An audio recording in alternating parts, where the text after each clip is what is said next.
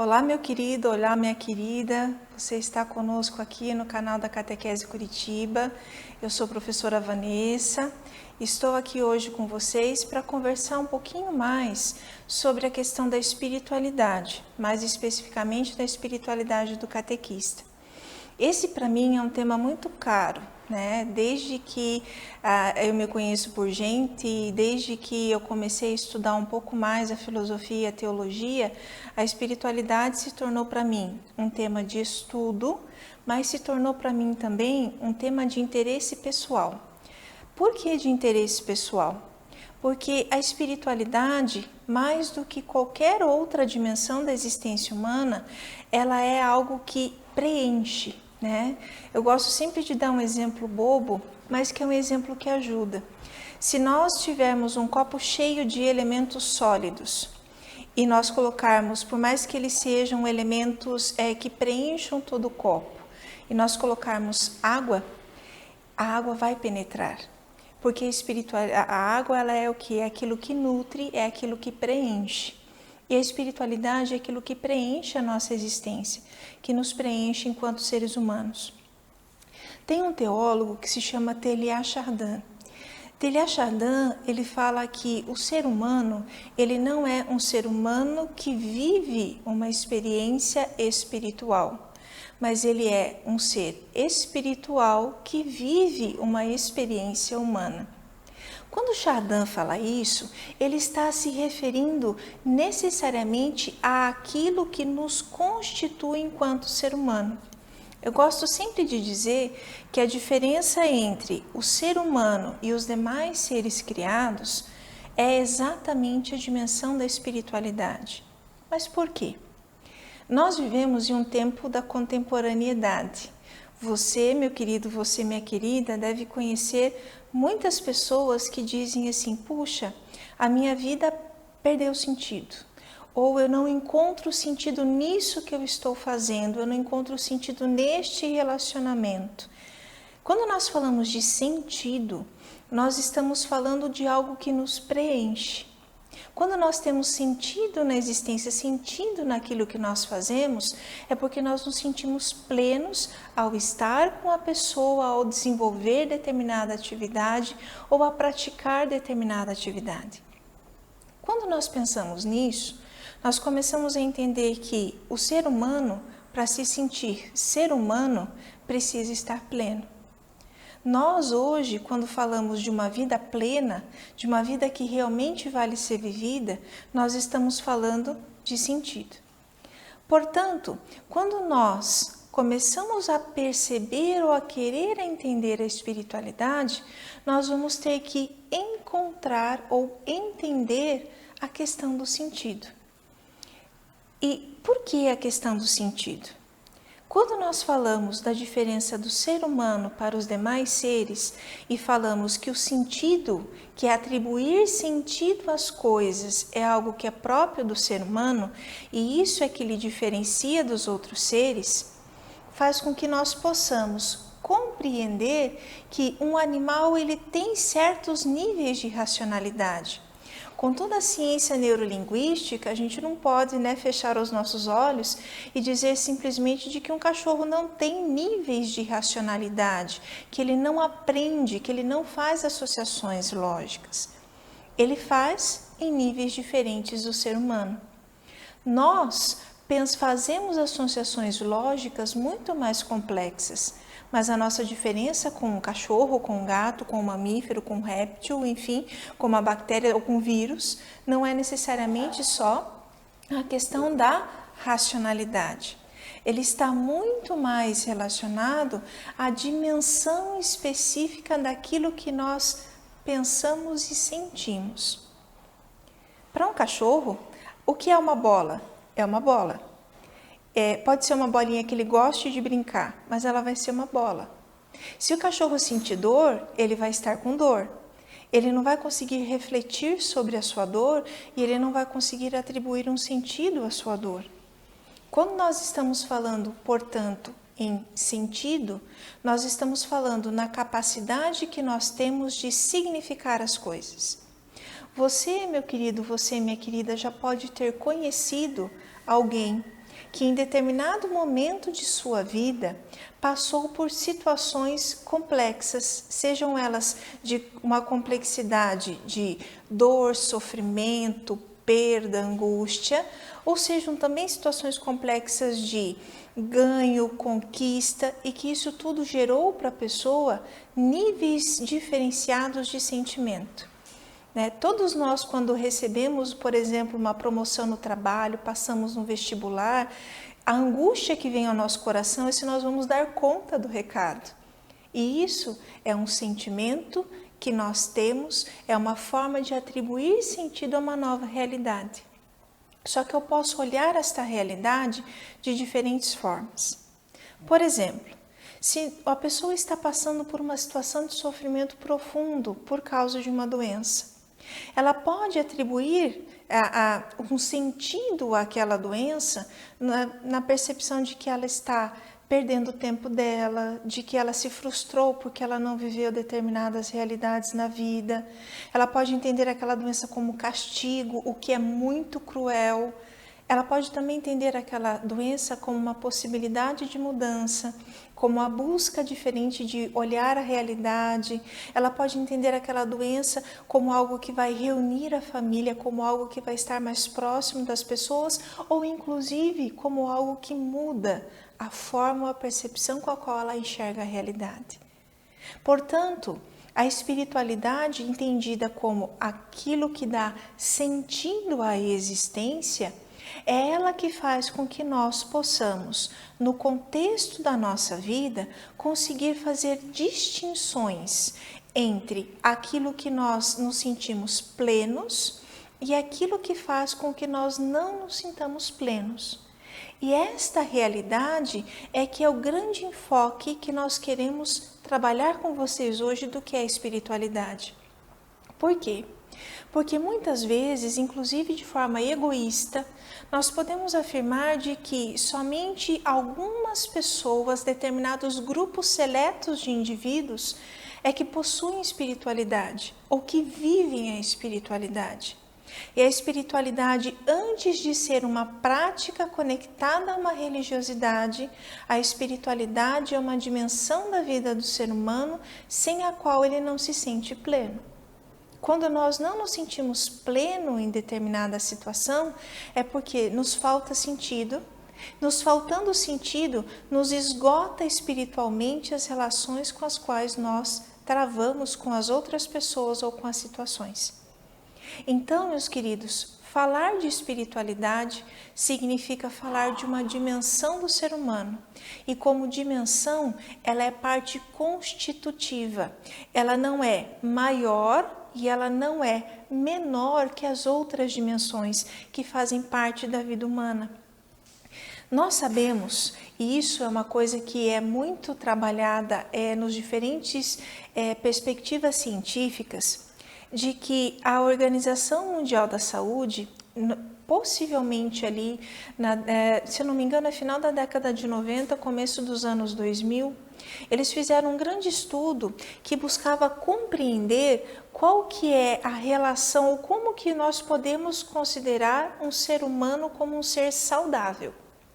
E eles fizeram um estudo muito grande, em diversos países, em diversas culturas, e eles perceberam de que a saúde, ela não é somente a ausência de uma doença, mas de que a saúde é eminentemente o equilíbrio entre 4 dimensões básicas da vida humana: a dimensão biológica, a dimensão psicológica, as relações sociais e a vida espiritual.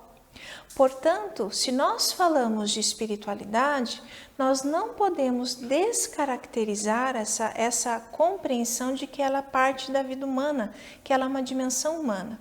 E entendendo assim, nós começamos a entender o quanto, para nós cristãos, a espiritualidade ela é importante.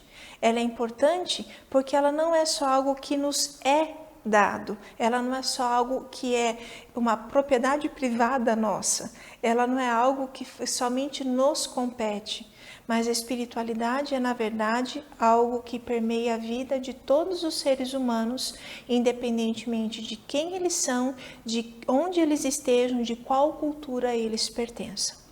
Portanto, meus queridos, a espiritualidade, num primeiro passo, precisa ser compreendida como uma dimensão humana. A partir disso, é que nós podemos começar a pensar a questão específica de como nós, cristãos, refletimos e pensamos a nossa espiritualidade. Quando nós falamos da espiritualidade cristã, nós não nos desvinculamos de entender a espiritualidade cristã como uma dimensão humana, mas nós nos inserimos num campo precioso do mistério. Por quê?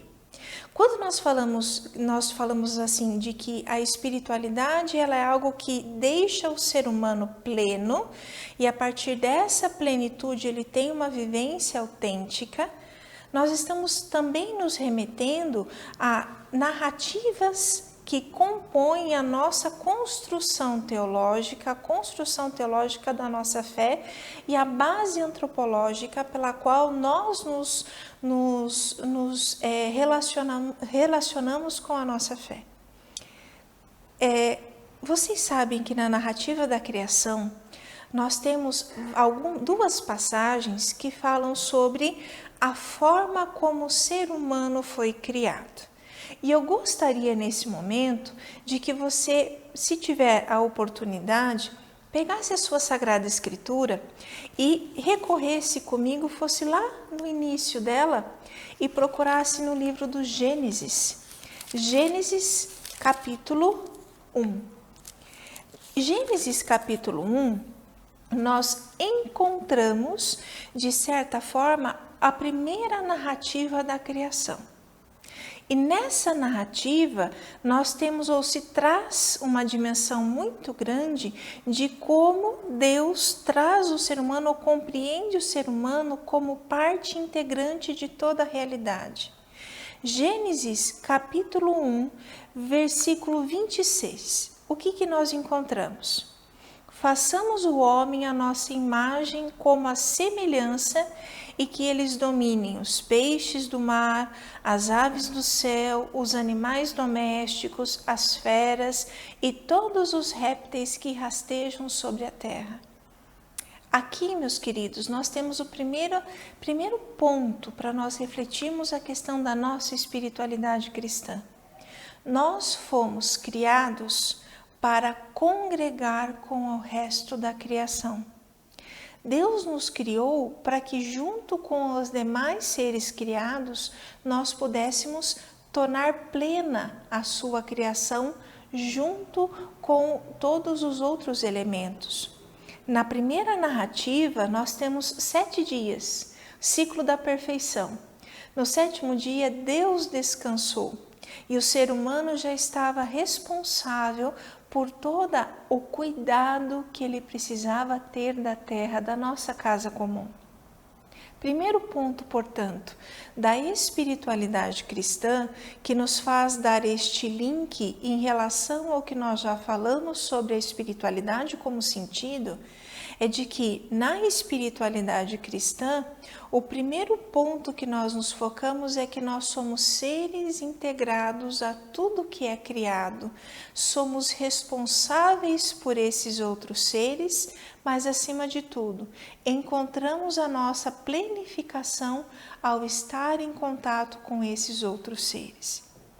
Sobre essa mesma ótica, pensando no âmbito da espiritualidade, nós começamos a compreender que no âmbito da espiritualidade cristã, nós somos convidados a sermos seres que nos integramos com os demais seres criados e a partir desta integração nós vamos procurando atribuir sentido e encontrar sentido nessas relações. Isso faz com que a gente possa entender de que muitas vezes a gente tem que sair de um princípio de uma espiritualidade que é um pouco intimista. A espiritualidade, ela não é algo que se vive necessariamente sozinho, a minha relação com Deus, mas é uma relação com Deus que se transforma, que atribui sentido à realidade. Nesta perspectiva, nós começamos a compreender de que a espiritualidade para o ser humano, ou que o ser humano só encontra a sua plenificação exatamente na relação com os outros seres criados. E é somente nesta relação que nós conseguimos nos plenificar. Mas você pode estar se perguntando, e você pode me perguntar, Vanessa, quando nós falamos de espiritualidade, até hoje eu tinha ouvido ou já li bastante sobre isso, de que a espiritualidade tem a ver com o espírito, que a espiritualidade tem a ver com algo que é transcendental, que está além desta realidade. Não é tão simples como você está falando. Quando nós ouvimos esse tipo de compreensão da espiritualidade, nós não podemos dizer que ela está errada. A espiritualidade, ela vem ao encontro necessariamente do que cada um de nós vive no seu cotidiano, mas ela é uma relação profunda com algo que é transcendente. Se nós olharmos na nossa sociedade de hoje, principalmente para as pessoas que não têm uma matriz religiosa ou uma formação religiosa, nós não podemos dizer que elas não têm espiritualidade, elas têm. Mas o transcendente no qual ela procura o seu sentido é exatamente um transcendente que está no contexto do dia a dia. É no poder, é no dinheiro, é no prazer, é no status social, é no aparecer. Se nós pensamos que nós, a partir desses pontos ou de outros tantos pontos é que encontramos o nosso sentido, nós vamos ter uma espiritualidade que a gente chama de imanente.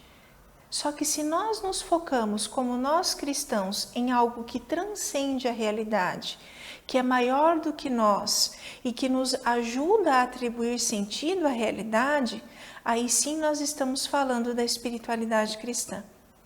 Quando nós falamos de espírito, nós temos que retomar, meus queridos, uma questão muito importante, que é a ideia do que significa a palavra espírito. Espírito é uma palavra que é encontrada em 3 grandes idiomas que são considerados como idiomas raízes da nossa língua portuguesa, que é o grego, o hebraico e o latim.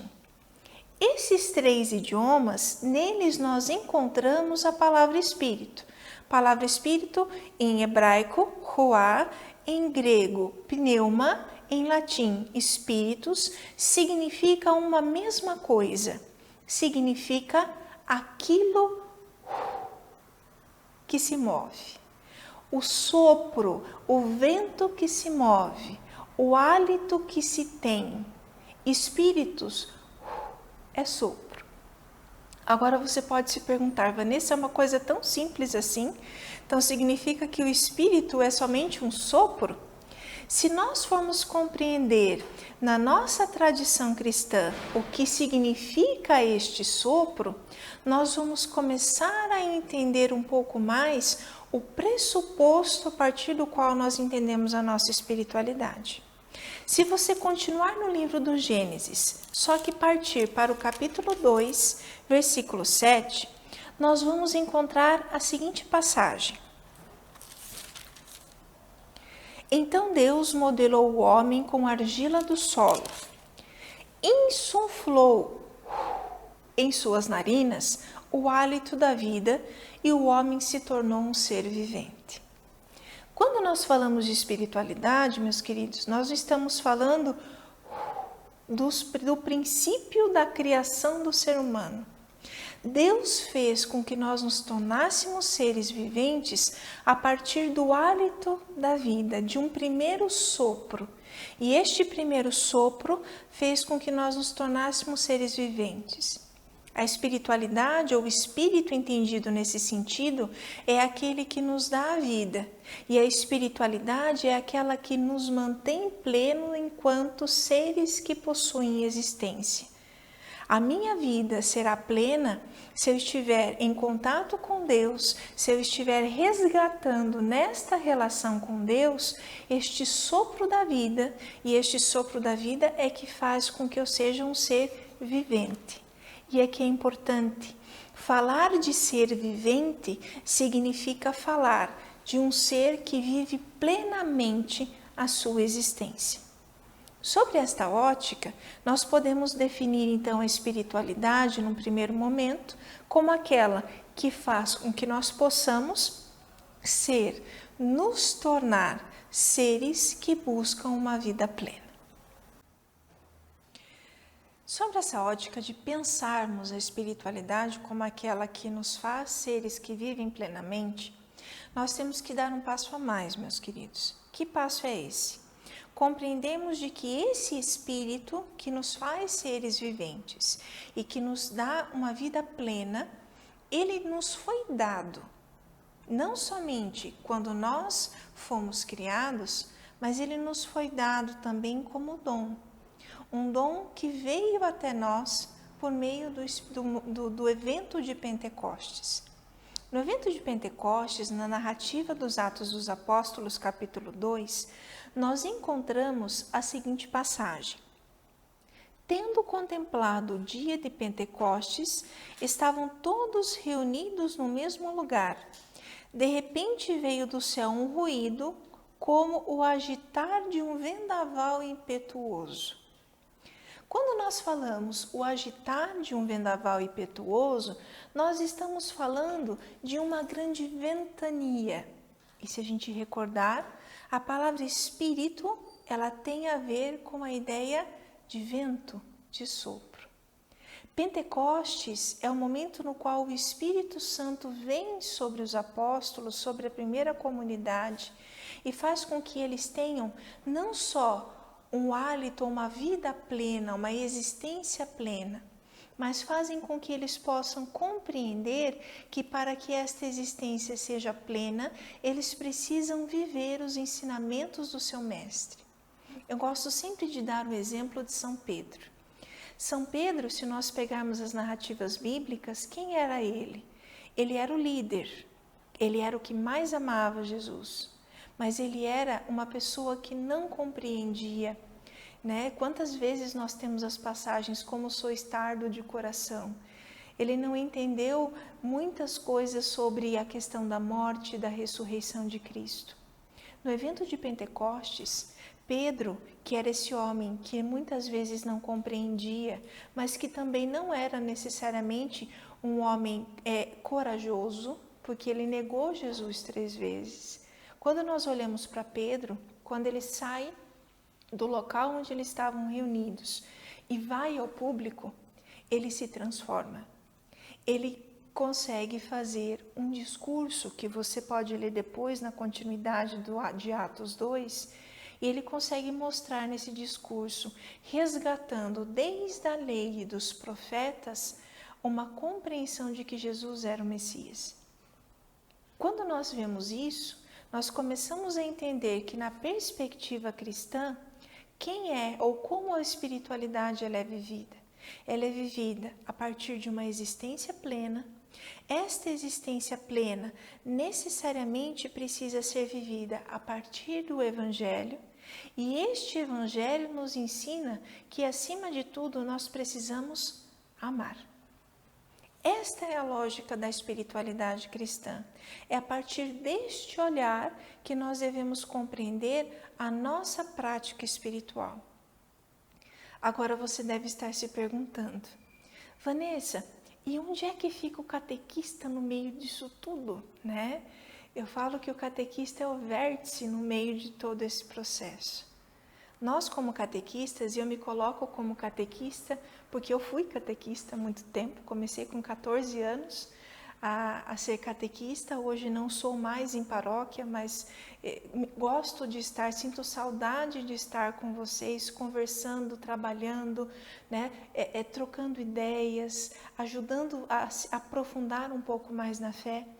Nós, como catequistas, nós precisamos entender de que forma nós conseguimos desenvolver esta lógica da espiritualidade cristã.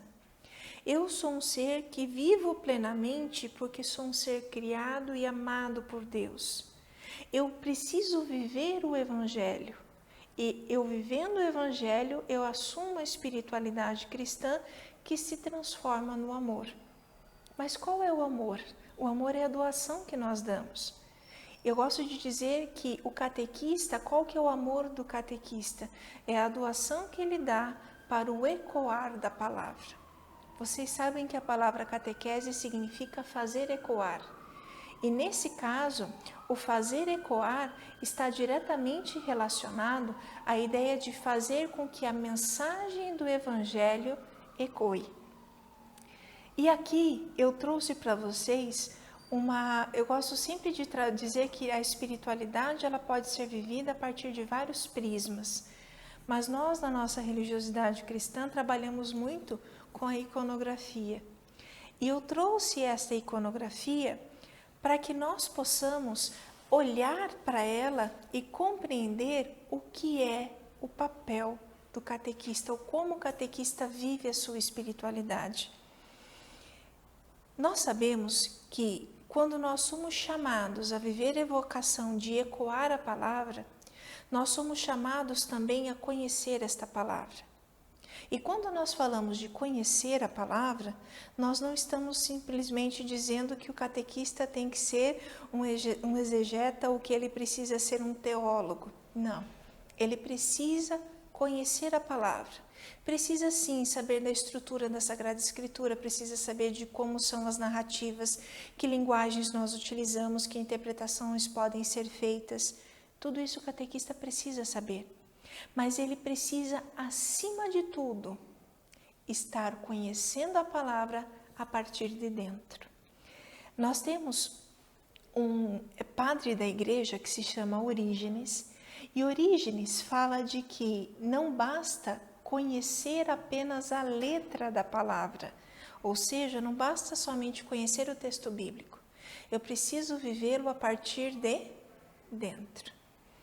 Quantos documentos da igreja nós encontramos que falam sobre de que os catequistas são convidados, acima de tudo, a conhecer a palavra e a rezar a palavra e a viver a partir da palavra. Portanto, quando nós falamos na forma como o catequista se relaciona com Deus, esta relação ela se dá por meio da palavra. Ela se dá por meio da vivência e da oração da Sagrada Escritura. O ícone que nós trouxemos é o ícone do discípulo amado. Você que é catequista da nossa Arquidiocese de Curitiba, ou viu ele em algum lugar, ou participou de uma escola de formação que nós temos, que se chama Discípulo Amado. Essa escola de formação, o objetivo dela é fazer com que o catequista se aproxime de temas mais próximos àquilo que vai ser a prática dele. Mas, acima de tudo, ela utiliza como princípio ou como mística esse ícone. O que nós vimos nesse ícone? Nós temos Jesus e São João, que é o discípulo amado. E Jesus está acolhendo João e João está reclinando o seu ouvido ou sua cabeça no peito do Senhor. Ele está encostando o seu ouvido no coração de Jesus. Quando nós retomamos o começo do Evangelho de São João, e eu convido a você, se você tiver a Sagrada Escritura para fazer junto comigo, quando nós recobramos o começo do Evangelho de São João, nós encontramos aqui uma compreensão de quem é Jesus e da relação dele com a palavra. Primeiro versículo do capítulo 1 de São João. No princípio era o Verbo estava com Deus e o Verbo era Deus. Versículo 14. E o Verbo se fez carne e habitou entre nós. Quando nós lemos esses dois versículos, nós começamos ou podemos entender de que se o Verbo era Deus e o Verbo se fez carne e o Verbo é Cristo, Cristo é a palavra encarnada. É a partir do relacionamento com Ele, mediada pela palavra, que o catequista consegue viver a sua espiritualidade. Para isso, meus queridos, nós temos diversas formas como viver a espiritualidade a partir da palavra, como nós podemos compreender a a palavra inserida no contexto da vida do catequista. E aqui é importante a gente dizer que para que isso ocorra, nós temos diversas possibilidades.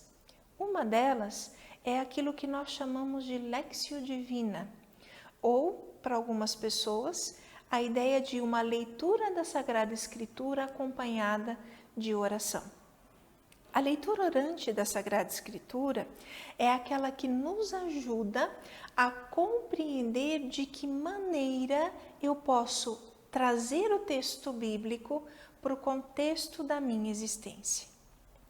Sobre esta ótica, nós temos que dizer de que a espiritualidade do catequista ela precisa perpassar necessariamente momentos em que o catequista se torna íntimo da Sagrada Escritura. A leitura orante, ela também não pode ser entendida como um momento de estudo. Ela também não é qualquer momento de oração com a Sagrada Escritura. Ela tem uma lógica de construção. Quando nós falamos de uma lógica de construção, nós temos que entender que a leitura orante da Sagrada Escritura, ela é uma maneira pela qual eu me aproximo da palavra e a palavra se aproxima de mim. Uma maneira pela qual aquela palavra faz sentido para a minha vida. Tem uma passagem da Escritura que todos vocês conhecem, já devem ter lido várias vezes, mas que nos ajuda a entender qual é ou como esta palavra pode ser encarnada por meio de uma proximidade, de uma relação mais profunda de oração, que é o texto da Samaritana. Agora eu vou pedir que você pegue a sua Sagrada Escritura e acompanhe parte da leitura comigo. João, capítulo 4. Nesse capítulo, nós encontramos necessariamente toda a narrativa de Jesus e o seu diálogo com uma mulher samaritana. E aqui é importante, gente, porque nesse discurso, ou nessa narrativa, nós temos vários elementos que vão nos ajudar a entender como o catequista precisa viver sua espiritualidade próximo de Cristo, próximo da palavra. Vamos juntos então na leitura para que a gente possa compreender os símbolos que essa passagem nos traz, para que a gente possa entender a relação do catequista com a palavra. Capítulo 4, versículo 7. Uma mulher da Samaria chegou ao poço para tirar água. Aqui vamos fazer uma pequena pausa. Cenário: Jesus está à beira do poço de Jacó, no território da Samaria. Ele está saindo da Galileia, indo para a Judéia, e ele estava necessariamente passando por um território de pessoas que não eram bem vistas pelos judeus. Ele está ao pé do poço de Jacó, que Jacó cavou com suas próprias mãos. Está ali sentado, sozinho, e uma mulher samaritana chega para tirar água. E Jesus lhe diz: dá-me de beber. Seus discípulos haviam ido à cidade comprar alimento. E a samaritana então lhe diz: como tu, sendo judeus, pede a mim de beber, que sou samaritana? E aqui nós começamos um diálogo profundo. Jesus diz: se conhecesses o dom de Deus e quem é que te diz, dá-me de beber, tu é que lhe pedirias e ele te daria água viva. Depois, versículo 13. Aquele que bebe desta água terá sede novamente, mas quem beber a água que eu lhe darei, nunca mais terá sede. Pois a água que eu lhe der, tornar-se-á nele fonte de água jorrando para a vida eterna. Vamos retomar.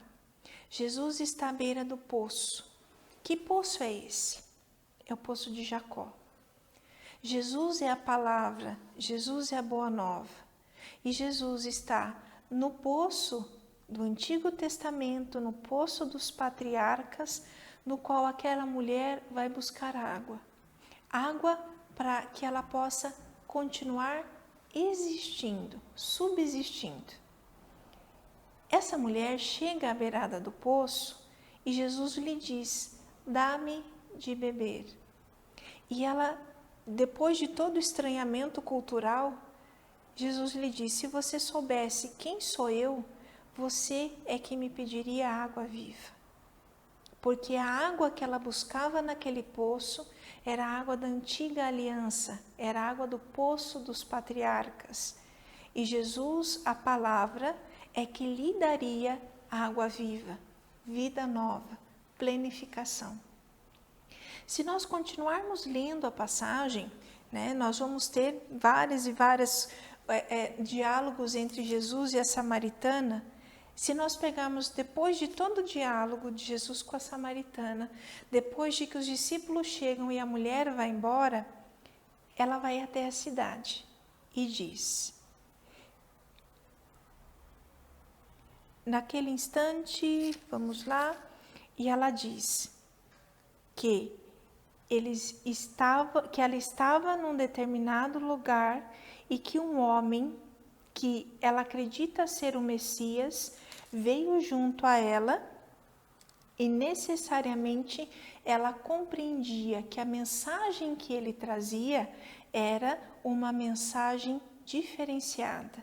E ela diz aqui, que necessariamente Jesus era o Messias.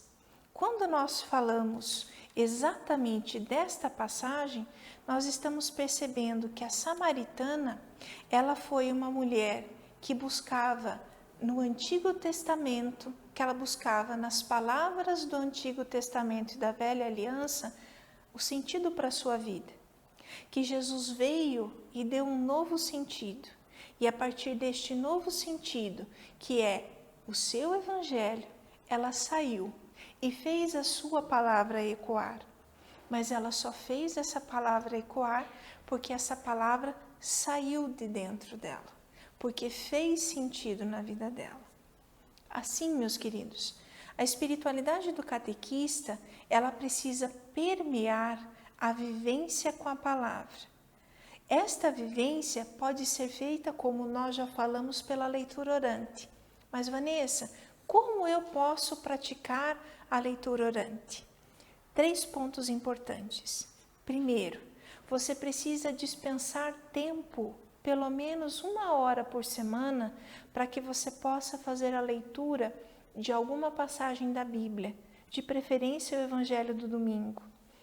Nesse momento em que você se dedica a rezar, você precisa parar, primeiro, agradecer a Deus por tudo o que aconteceu na sua vida, pedir perdão por aquilo que você acredita que precisa mudar. Você vai pedir que Ele venha ao seu encontro e ajude a interpretar a Sagrada Escritura. Depois disso, com o seu ser mais tranquilo, você se aproxima da palavra a ler.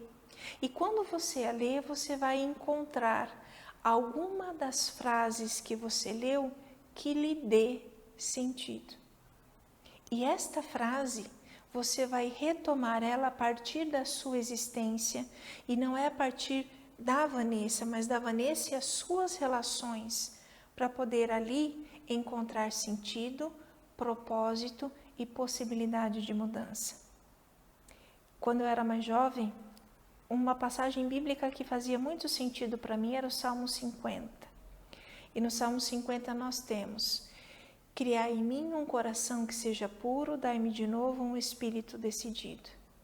Naquela época, essa passagem foi, de certa forma, o meu mantra, porque foi aquilo que foi forjando o meu interior para que eu pudesse caminhar junto e próximo de Deus.